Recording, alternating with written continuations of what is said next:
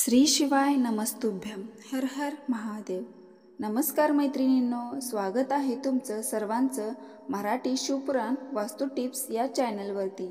देवादिदेव महादेवाच्या कृपेने तुमच्या सर्व इच्छा पूर्ण होत. आज आपण या व्हिडिओमध्ये तुम्हाला वैशाख महिन्यात तुळशीची सेवा कशा पद्धतीने करावी, त्याची पूजन कशा पद्धतीने करावे याची मी माहिती देणार. आपला हा व्हिडिओ पूर्ण पहा, म्हणजे योग्य ती माहिती तुमच्यापर्यंत पोहोचेल. व्हिडिओ पाहत असताना सर्वांनी कमेंटमध्ये श्री शिवाय नमस्तुभ्यं लिहा. मग व्हिडिओ मंडळींनो, विष्णूच्या पूजेसाठी अतिशय महत्त्वाचा हा वैशाख महिना मानला जातो. या महिन्यामध्ये स्नान, दान, जप, त्याचबरोबर पितरांची सेवा खूप महत्त्वाचे विशेष मानले जाते. या महिन्यातच सीतामाता प्रकट झाली होती, म्हणजेच सीतेचा जन्मसुद्धा वैशाख महिन्यातच झाला होता. त्यामुळे वैशाख महिन्यात सीतामातेची पूजा केली जाते. म्हणजेच काही असे अवतार आहेत की या महिन्यात प्रकट झाले होते. वैशाख महिना हा अतिशय महत्त्वाचा महिना मानला जातो. असं म्हटलं जातं, वैशाख महिन्यातल्या प्रत्येक दिवस भगवान श्री हरी विष्णूसाठी समर्पित असतो. त्यामुळे आपण यातल्या प्रत्येक दिवसाचा अतिशय छान उपयोग करून घेतला पाहिजे. आपल्याला जितक्या चांगल्या प्रकारे सेवा करता येईल तितकेच नामस्मरण आपल्याला करता आले पाहिजे. आपण केशरी विष्णूचा एक अतिशय प्रभावी मंत्र आहे, तो आपण पाहणार आहोत. ओम नमो भगवते वासुदेवाय नमः. या मंत्राचा आपण दिवसातून एकदा का होईना जाप केला पाहिजे. मग ते सकाळी असो किंवा संध्याकाळी असो, पण अतिशय प्रभावी मंत्र. या मंत्राने काय होते की आपल्या जीवनात काही दुःख, दारिद्र्य असेल तर ते निघून जाते, किंवा आपल्याला सतत कशाची भीती वाटत असेल तर तो त्रास पूर्ण कमी होतो. त्यासाठी सुद्धा हा मंत्र अतिशय महत्त्वाचा मानला जातो. तर जसं की तुम्हाला सांगितलं, वैशाख महिन्यातला प्रत्येक दिवस भगवान श्री हरी विष्णूसाठी समर्पित आहे. भगवान श्री विष्णूची अनेक नावे आहेत, त्यापैकी एक नाव म्हणजे माधव. आणि माधव या नावामुळे वैशाख महिन्याला माधव मास म्हणून सुद्धा ओळखलं जातं. आता मी तुम्हाला वैशाख महिना नक्की कधी सुरू होतोय, कधी संपतोय याची माहिती देते. त्यानंतर आपण तुळशीच्या पूजेबद्दल बोलूया. तुम्हाला जर माहिती असेल की वैशाख महिना नेमका कधी सुरू होणार आहे, कधी संपणार आहे, तर त्यानुसार तुम्हाला तुळशीच्या सुद्धा त्या वारी किंवा त्या दिवशी उपयोग करून घ्यायचा आहे. गुरुवार हा भगवान श्री हरी विष्णूचा वार मानला जातो. यंदा म्हणजे 2024 या वर्षात महिन्याची गुरु वैशाख मिळण्याची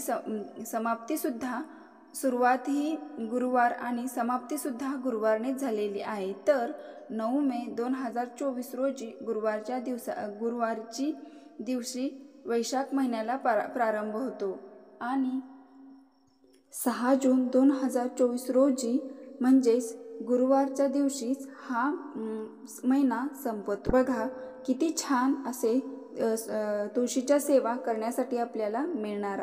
आपल्याला महिन्याच्या पहिल्याच दिवशी भगवान श्री हरी विष्णूची सेवा करण्याची एक उत्तम संधी मिळालेली आहे. प्रत्येक तुमच्याकडून महिला वर्ग दररोज तुळशीला रांगोळी काढणं, तुम्ही दररोज तुळशीची पूजा करू शकता.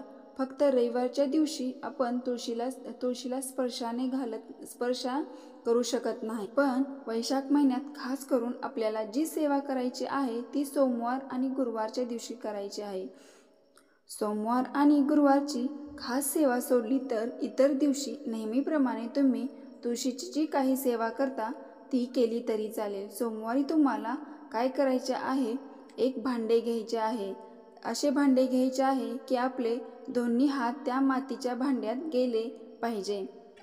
पाणी घेण्यासाठी जर असं भांडे तुमच्याकडे उपलब्ध नसेल तर तुमच्या सोबतीला तुम्ही कोणीतरी अशी व्यक्ती घ्या की जी तुमच्या दोन्ही हाताच्या ओंजळीमध्ये पाणी टाकू शकेल. तर तुमच्यापैकी बरेच जण हा प्रश्न विचारतील की ही सेवा फक्त महिलांनीच करायची का, पुरुषांनी नाही का? ही सेवा करायची आहे ती स्त्रियांनीच करायची आहे. शक्यतो स्त्रियांनीच ही तुळशीची सेवा करावी. वैशाख महिना हा पितरांचा महिना आहे. पितरांसाठी ही सेवा महिलांनीच करायची आहे. पण वैशाख महिना असल्यामुळे आणि त्यातल्या त्यात भगवान श्री हरी विष्णूंना तो समर्पित असल्यामुळे पुरुषांना जर ही सेवा करायची इच्छा असेल तरीसुद्धा चालेल. पुरुष असोन किंवा महिला असो, त्यांनी जर तुळशीची सोमवारची सेवा केली तर तुमचे पितृ तुमच्यावर प्रसन्न होतील आणि तुम्हाला कोणत्याही कार्यात कोणत्याही प्रकारची अडचण येणार नाही. तर त्या मातीच्या भांड्याचे पाणी असेल, त्या मातीच्या भांड्यात पाणी असेल तर त्या पाण्यामध्ये तुम्हाला साधारणतः 10-12 अक्षता ठेवायच्या आहेत, टाकायच्या आहेत. तुम्ही जितके टाकाल ते अखंड असावेत. न तुटलेले तांदूळ म्हणजे टाकायचे आहेत. नंतर तुम्हाला काय करायचे आहे, तुमच्या तुळशीच्या मुळाशी ते पाणी घालत असताना तुम्हाला तुमच्या पितरांचे स्मरण करायचे आहे. तुम्हाला स्तुती वगैरे काही येत असेल तर तुम्ही म्हणू शकता. जर तुम्हाला पितृस्तोत्र येत असेल तोही म्हटला तर चालेल. तो म्हटल्याने पितृ तुम्हाला अति प्रसन्न होतील. किंवा पितृदेवो भव तर हा मंत्र म्हणलं तरीही चालेल. कारण या 5 वेळा किंवा 7 वेळा तुम्हाला पाणी घेत तुळशीच्या मुळाशी घालायचा आहे आणि हा 7 वेळा मंत्र म्हणायचा आहे. तुळशीचं या पद्धतीने पूजन करण्यासाठी आपण सोमवारची निवड केलेली आहे. आपण सोमवारच का निवडला? तुम्हाला सर्वांना माहीत आहे, भगवान शंकराचे जे स्थान आहे ते स्मशानात आहे. पण पितरांच्या सेवेसाठी म्हणून किंवा पितृ जे आहेत ते शिवलिंगापाशी बसलेले असतात असं म्हटलं जातं. तर त्यामुळे शिवलिंगापाशी बसलेले असतात असं म्हटलं तर तुळशीची आपण या पद्धतीने पूजा केली. त्यातल्या त्यात हरी आणि हर हे एकरूप आहेत. ते एक नाही पण एकरूप आहेत असं म्हटलं जातं. कार्तिक महिन्यामध्ये सुद्धा हरी आणि हर यांची भेट असते. ज्याला हरी आणि हर भेट म्हटलं जातं ते सर्व कारण लक्षात घेता सोमवार हा पितरांच्या सेवेसाठी दिवस खूप महत्त्वाचा वैशाख महिन्यातला मानला जातो. या सेवेबरोबर भगवान शंकराचा त्याचबरोबर श्री हरिविष्णूचा आशीर्वाद प्राप्त करून घ्यायचा आहे. या पद्धतीने सेवा नक्की करा. आणि तसंही भगवान श्री हरिविष्णूंना तुळस किती प्रिय आहे तुम्हाला माहीत आहे. त्यासाठी विष्णुप्रिया, त्यांना कृष्णप्रिया, वृंदा अशी बरीच नावे आहेत आणि ती सगळी नावे भगवान श्री हरी विष्णूच्या संबंधित आहेत. त्यामुळे नक्कीच आपण तुळशीची सेवा करतो.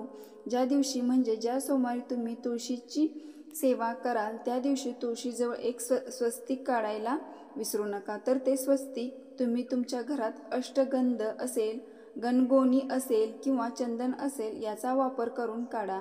आपण जी सेवा करतोय ती खास पितरांसाठी करतोय. त्यामुळे हळदी कुंकूचा वापर न करता गंगोळीचा वापर करून ते स्वस्तिक तुळशीजवळ लावू शकता. त्यामुळे माता लक्ष्मीही प्रसन्न होते. अशा पद्धतीने आपल्याला वैशाख महिन्यातल्या तुळशीची मनापासून सेवा करायची आहे. त्यामुळे लक्ष्मी माताही प्रसन्न राहते. धन्यवाद.